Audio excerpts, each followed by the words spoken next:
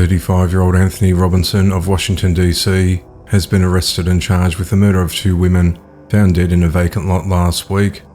The grisly discovery was made on the night of the 23rd of November.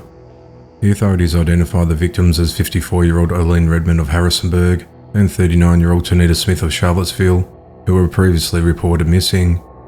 The authorities say the bodies were found in an undeveloped lot off Linda Lane in Harrisonburg, Virginia, within a short distance of each other, though the deaths took place at different times.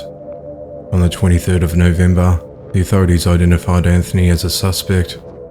He was arrested and charged with 2 counts of murder, in addition to 2 felony counts of concealing, transporting, or altering a dead body. Detectives are not currently looking at any other suspects. A forensic investigation is continuing and yet to determine the exact time and cause of death for each victim.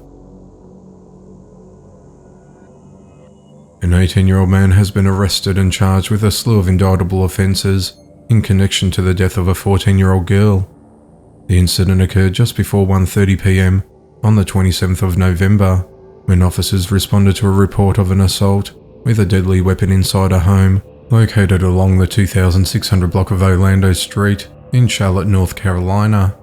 When first responders arrived at the residence, they found a girl identified as Vanessa Garcia suffering from gunshot wounds. Despite the best efforts to try and revive her, she was pronounced dead on scene. Evidence was collected and Junio Estrada was identified as a suspect.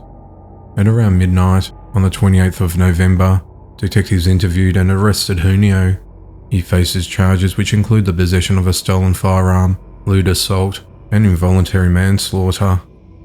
He's held at the Mecklenburg County Sheriff's Office on a $235,000 bond. 26-year-old Firdousa Ibdelahi has been arrested and charged with murder after slitting a 3-month-old baby's throat and dumping his body. The incident occurred at around 6:30 a.m. on the 28th of November, when officers responded to a welfare check at an apartment complex located at 2927 Main Prairie Road in St. Cloud, Minnesota. A request was made when witnesses went to the apartment where Firdousa lived alone with the child, but were unable to locate the infant. When officers arrived at the apartment, they asked Firdousa where her baby son was. She told them she stabbed him, then wrapped him in a black plastic garbage bag and tossed his body into a dumpster behind the building, along with some knives and his bedding. The investigators then located the baby's lifeless body and arrested Firdousa. Firdousa told the officers that she recently moved into the apartment with her son in October. She said she experienced headaches and feelings of worry and fear after her son was born. She also said her son's father denied the child was his. Before stabbing her child, she looked at him and wondered how she was going to get help.